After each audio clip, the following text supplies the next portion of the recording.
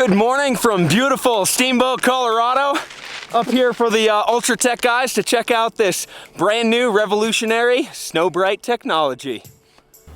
Well, I think every major skier is at one time or another considered night skiing as an opportunity to increase revenue and in addition to that to create some activity in the base area in the evening. We have a little ski area downtown called Hallison Hill, and it's lit with metal halide and high pressure sodium lights, and it is a lot of light. When it's going at night, I mean, it's the glare and the light. I figured there's got to be a better way. I think we were the first ones to get the Snow Bright lights, and we love them. I love them. They're great for night skiing. Our guests really love it.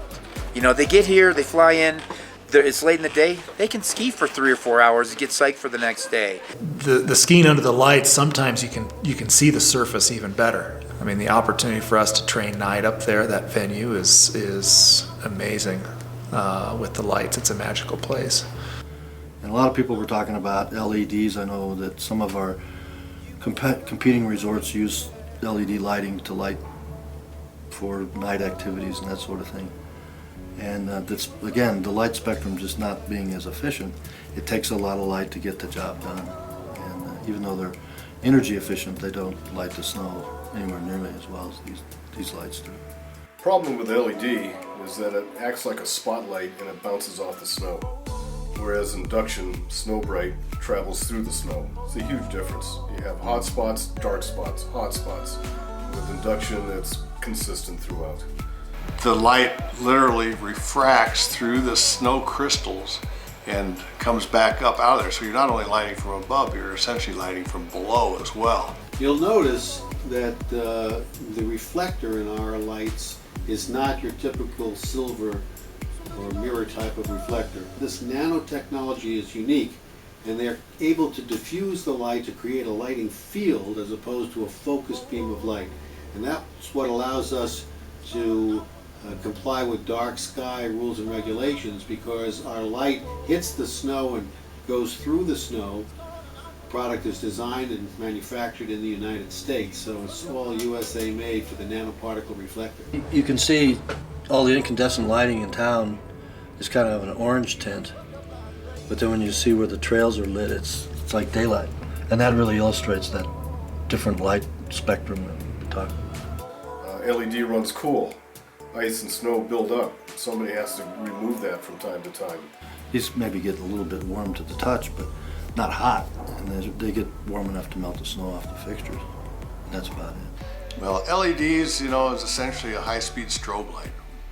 A lot of issues with that, a lot of comfort issues, you know, a lot of issues with that extreme brightness, especially if you were to look at it.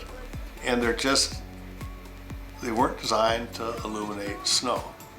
LED actually does have inrush current. It's a very short burst of 3 or 4 milliseconds, but it's there and the utilities pick it up, and it's significant. Snow Bright has virtually no inrush current. Well, I did some calculations, and I'd say it costs somewhere between $11 and $15 an hour to run the lights for 26 acres. Induction lighting, Snow Bright, saved one mid-sized ski area in the mid-Atlantic enough money on their peak demand to pay for the lights within a season. But they draw very little electricity. I mean, they're 277 volts, and they draw about 1.4 amps. With 100,000 hour operating life, that's 50 plus years at a ski area. No other lighting technology can claim that. But also just how efficient that light is, because you can go out and when you go skiing, you can see every little crystal. And that's all you really need. You don't need to flood the whole neighborhood with light. And I think one of the real cool things about it too is when you're standing out there on the trail, you can look up and see the stars. You can see the lights of town. While I was skiing down and I could see all the lights of town, it was so cool. It was such a really neat experience. Right now, the lights that we have at our ski area are second to none. It's like brighter than most days that you're skiing. It's just incredible how well you can see. The biggest problem that ski racers have at night is that under normal lights you can't see the blue gates, especially in giant slalom. You have these big blue panels and you can't see them, and it's really hard to ski and perform. And Under these lights, that doesn't seem to be any issue at all. The resolution is so good, you can see every little thing. From an athlete standpoint, no question, this is a huge step up from the alternatives. The better you can see, the safer something's going to be, you know, a ski race or just free skiing out there. So there's no question that it enhances the level of safety. The other thing too is they're instant on. What? That is so sick.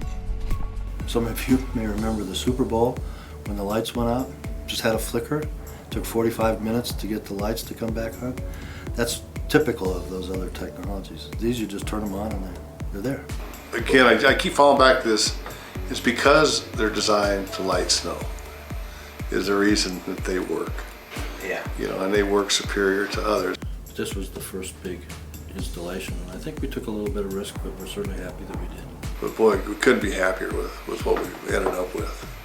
I'm really impressed. It was great skiing today. That was sick. I can't believe they actually opened this for us. I know. That's amazing. 5 a.m. and we're skiing like it's the middle of the day.